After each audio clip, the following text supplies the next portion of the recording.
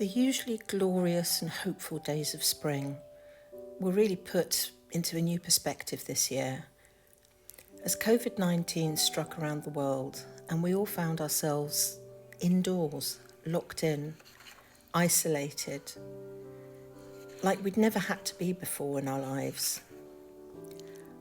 I really missed the whole idea of being out among the spring flowers, really one of the most amazing times of year where life develops and grows and flourishes.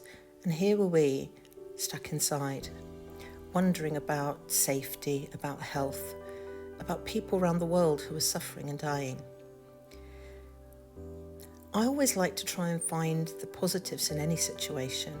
And as the days wore on, I found that lockdown became a deeply meaningful and special time.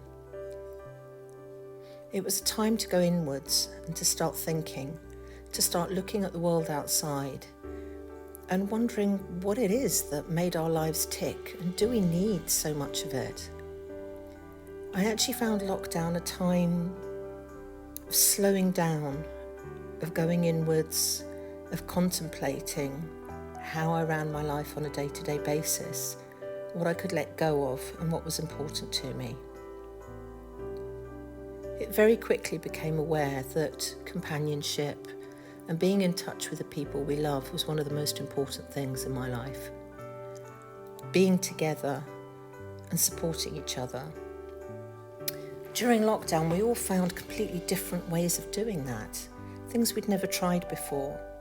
We suddenly started seeing the value of people around us, how we could help them, people's vulnerability and people's heroism.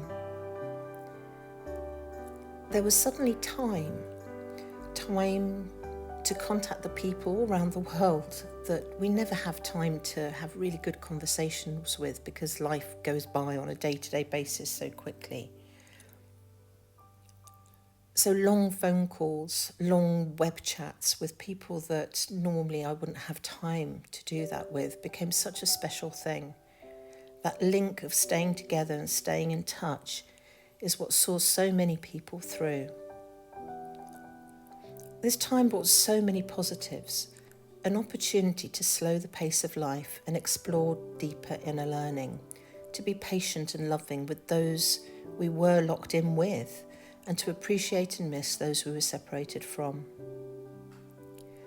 All of us had the same fears and the same worries, and so many people I spoke to were getting exactly the same feeling, a feeling of hope, a feeling that maybe as the world around us slowed down and nature started to creep back in and take over, that maybe there were different ways that we could live, that was more in tune with life and with nature, a slower pace, one that's better for all of us.